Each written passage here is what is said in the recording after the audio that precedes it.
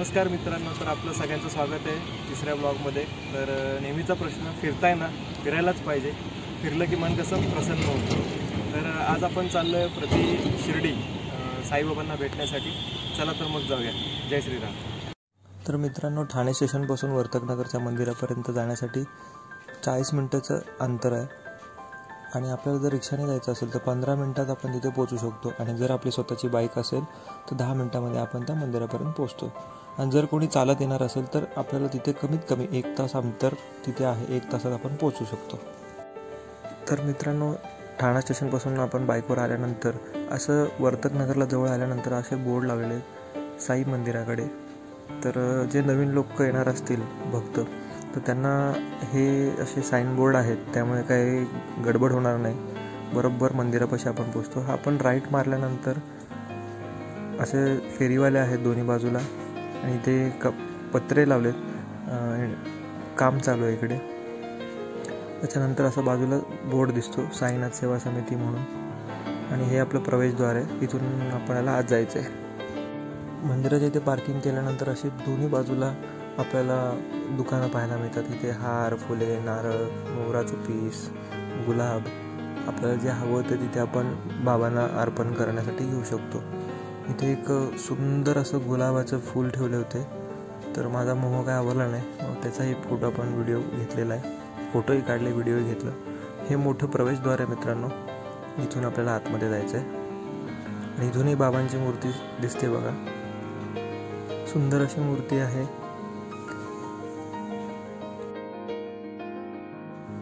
तर मित्रांनो, आतमध्ये आल्यानंतर चप्पलचं स्टँड आहे, इथे चप्पल आपण काढून हातपाय धुवून इथे अशी मस्त अशी सुंदर रांगोळी काढलेली आहे, सगळ्यांचं स्वागत केलेलं आहे।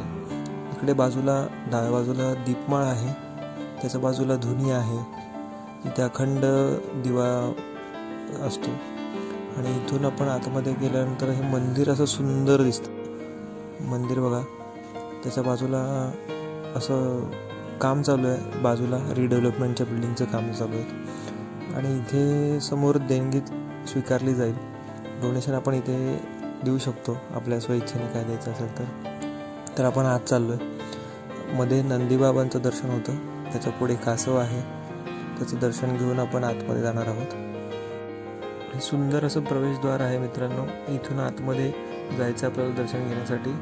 खूप असं रेखीव सुबक असं काम केलेलं आहे आणि ह्या आपल्या बाबांच्या पादुका, सोन्याचं पत्रा इथे लावलेलं आहे आणि बाबांचं सुंदर असं रूप आपण पाहतोय। कितीही आपण मनामध्ये हे विचार केला की बाबांकडे जायचं तर शिर्डीला जमत नाही, पण त्यांना ठाण्यामध्ये प्रति शिर्डी या नावाने हे प्रसिद्ध मंदिर आहे, बाबांकडे पाहतच राहावं असं वाटतं। आणि ह्या ज्या पादुका आहेत त्याला पूर्ण सोनं आणि चांदीचं वर्क आहे, हे पूर्ण मंदिर सोनं आणि चांदीने सजवलेलं आहे आणि चारही खांबांवरती सोनं आणि चांदीचं काम आहे मित्रांनो। एकदम बारीक बारीक सूर्य आहे, चंद्र आहे, ओम आहे, स्वस्तिक आहे, सबका मालिक एक असं लिहिलेलं आहे। आणि मूर्ती पहा तुम्ही, वरती छत्री पण सोन्याची आहे आणि 2 गुरुजी इथे त्यांनी खूप सहकार्य केलं, व्हिडिओ आपण काढत असताना त्यांनी मध्ये नाही आले। आणि बाबांचं परत एकदा आपण दर्शन घेऊन बाहेर निघणार आहोत। तर मंदिराच्या उजव्या बाजूला अशीच बाबांची मूर्ती आहे, महादेवाची पिंडसारखं ठेवलेलं आहे, सुंदर असं नक्षीकाम वरती पण आहे, बाजूला छोटी गणपतीची मूर्ती आहे आणि इथेही पादुका आहेत, त्याचंही आपण दर्शन घेतलं। त्याच्यानंतर डाव्या बाजूला जर तुम्ही पुढे आलात तर इथे शयनगृह कक्ष बाबांचा आहे, तिथे दर्शन करून आपण बाहेर निघणार आहोत। बाहेर आल्यानंतर दत्तपादुका आपण तिकडे चाललोय, असं खाली उतरून जावं लागतं। लहानपणी मी खूप आईबाबांबरोबर इथे वर्तकनगर मंदिरात यायचो। खाली उतरून आल्यानंतर नागदेवता मंदिर लागतं, इथे 2 अशा मूर्ती आहेत, एक काळा पाषाणातली आहे आणि एक पंचधातूची मूर्ती आहे, त्याचंही दर्शन आपण घेतलं। त्यानंतर त्याच्या बाजूला अजून एक मंदिर आहे, महापुरुषाचं मंदिर आहे ते मित्रांनो, तोही काळा दगडातील पाषाणाची मूर्ती आहे, काळ्या दगडातल्या पाषाणाची।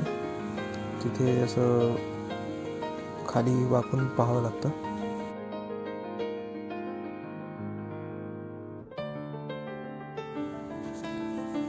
त्यानंतर आपण पुढे दर्शन घेतो आहोत. इथे अखंड दिवा असतो आतमध्ये. वर्तकनगरचं लहानपणापासून असं हेच आहे की मंदिर खूप सुंदर आहे, मोठं आहे, प्रशस्त आहे. आतमध्ये इथे पहिले औदुंबराचं झाड होतं, ते नंतर मला वाटतं पडलं असावं. तर इथे आम्ही लहानपणी यायचो दर्शन घेण्यासाठी. इथे पादुका आहेत. दिगंबरा दिगंबरा श्रीपाद वल्लभ दिगंबरा असं तिथे वरती लिहिलेलं आहे. तर मी लहान असताना इथे झाडावर चढायचो, मजा मस्ती आम्ही करायचो. वरती आल्यानंतर देवीचं मंदिर आहे. देवीचं दर्शन घेऊन आपण पुढे आल्यानंतर महादेवाची पिंड आहे इथे. तिथेही आपण अभिषेक करू शकतो. त्याच्या बाजूला गणपतीचं मंदिर आहे. डाव्या सोंड्याचा गणपती आहे मित्रांनो. सुंदर अशी गणपतीची मूर्ती आहे. त्याचंही दर्शन आपण घेतलं. हे बाबांच्या मंदिरा लागूनच आहे. त्याच्या पुढे आहे हनुमंतरायाचं मंदिर आहे, जय बजरंगबली. आणि त्याच्या बाजूला शनीचं पण मंदिर आहे. पण मित्रांनो तिथं सांगितलं आम्हाला व्हिडिओ घेऊ नका, पण आपण तो पूर्ण कव्हर नाही केला. तिथून बाहेर आल्यानंतर मित्रांनो हा मोठा हॉल आहे. इथे बसून तुम्ही प्रसाद ग्रहण करू शकता. आणि इथे बाबांच्या सर्व ज्या लीला केलेल्या आहेत बाबांनी, त्याचं सगळे असे फ्रेम लावलेले आहेत. आणि इथे त्यांचं कार्यालय आहे. इथे तुम्हाला जर काही माहिती हवी असेल, हॉल बुक करायचा असेल, बाबांबद्दल काय माहिती असेल, तर ह्या कार्यालयामध्ये तुम्ही नक्की भेट द्या. आणि हे असं बाजूला जी मंदिरं आहेत त्याचं एकंदरीत तुम्हाला मी फुटेज दाखवतो की कसं आहे आजूबाजूला. आणि सगळं मंदिरामध्ये पूर्ण CCTV कव्हरेजमध्ये हे मंदिर आहे, कारण की ऑफकोर्स सोनं चांदीचं सगळं वर्क असल्यामुळे. आणि बाहेर आल्यानंतर बाबांच्या अशा छोट्या फ्रेम तिथे विकायला ठेवलेल्या आहेत. प्रसाद स्वरूपात आपण घरी घेऊन जाऊ शकतो. त्याच्यानंतर अशा अगरबत्ती आहेत सेंटेड. आणि त्याच्या बाजूला आपल्याला जसं शिर्डीला प्रसाद दिला जातो लाडूचा, तसाही प्रसाद इथे देतात. सेम लाडू आणि सेम टेस्ट आहे मित्रांनो. तर तुम्ही आलात तर 20 रुपयाला 2 नग इथे मिळतात. ते 2 लाडू घेऊन आम्ही इथे बसलो. लाडू खाऊन झाल्यानंतर बाजूला पाहिलं तर बाबांच्या अशा छोट्या फ्रेम आहेत, फोटो आहेत आणि तशा छोट्या मूर्त्या पण आहेत. 150 रुपयाला मूर्ती आहे, जास्त काही महाग नाही आहे. तर त्याही तिथे मिळतात. आणि इथे ज्या बाबांच्या लीला केल्यात त्यांचे असे फ्रेम लावलेले, तिथे तुम्ही वाचून तिथे माहिती घेऊ शकता. बाबांचं जसं चरित्र आहे त्या चरित्रातल्या सगळ्या गोष्टी इथे दाखवल्या आहेत फ्रेममध्ये.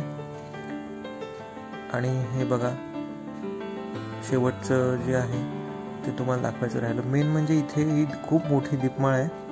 जेव्हा बाबांचा कार्यक्रम असतो 3 दिवस, तर तेव्हा ह्या सगळ्या दीपमाळीला प्रज्वलित केलं जातं. तेव्हा खूप सुंदर असं रूप दिसतं. आणि मंदिराचा परिसर सगळा असा झगमगाट झालेला असतो, लाईट असतात. आणि ही धुनी आहे मित्रांनो. इथे अखंड आतमध्ये अग्नी प्रज्वलित असतो. इथे देणगी स्वरूपात खूप लोकांनी देणग्या दिलेल्या आहेत, पैसे स्वरूपात, सोने चांदी स्वरूपात. आता प्रत्येकाची इथे नावं दिलेली आहेत.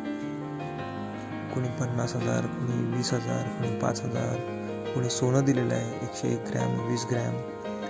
परमपूज्य रत्नाकर महाराज बदलापूरकर यांच्या हस्ते प्राणप्रतिष्ठा करण्यात आलेली आहे. मिती कार्तिक वद्य 10 शके 1908ला गुरुवार दिनांक 27/11/1986 साली श्री साईनाथ सेवा समिती वर्तकनगर याचे तेव्हाचे अध्यक्ष श्री बळीराम वा नैबागकर अध्यक्ष होते. श्री संतोषजी राऊत उपाध्यक्ष आणि श्री चंद्रकांत रा कदम सेक्रेटरी असे हे त्यावेळेचे असणारे अध्यक्ष, उपाध्यक्ष आणि सेक्रेटरी यांचीही इथे तिथे आपल्याला फ्रेम पाहायला मिळते. आणि त्यांचा पुढे मित्रांनो फोटोही आहे, त्यांचीही तुम्हाला मी माहिती देणार आहे. श्री साईनाथ सेवा समिती श्री साईबाबा मंदिर वर्तकनगर ठाणे 400601 या मंदिराला 38 वर्ष पूर्ण झालेली असून या मंदिराची स्थापना स्वर्गीय श्री बळीराम वा नैबागकर यांनी केलेली आहे. सध्या वरील समितीचे अध्यक्ष काम अध्यक्ष श्री मंगेश बा नायबाकर व समिती करत आहे. आत्ताचे जे अध्यक्ष आहेत श्री मंगेश बैराम नायबाकर यांनी खूप सारं सहकार्य आपल्याला ह्या व्हिडिओसाठी केलेलं आहे आणि खूप चांगली व्यक्ती आहे मित्रांनो. आणि ह्या बाजूला जो हॉल आहे मित्रांनो मंदिराला लागून, तोही आपल्याला इथं भाड्यावरती मिळतो. त्याचा जर तुम्हाला संपर्क करायचा तर अध्यक्षांना नक्की भेटा. हे त्यांचं व्हिजिटिंग कार्ड आहे मित्रांनो. याच्यावरती जर कोणाला संपर्क करायचा असेल तर हा व्हिडिओ पॉज करून त्यांचा नंबरवरती संपर्क करा. धन्यवाद. जर का हा तुम्हाला व्हिडिओ आवडला असेल तर आपल्या व्हिडिओला लाईक करा, शेअर करा, सबस्क्राईब करा आणि आपल्या चॅनलचं नाव आहे कूल चैतन्य, त्याला नक्की विजिट करा. धन्यवाद मित्रांनो. श्री साईनाथ महाराज की जय.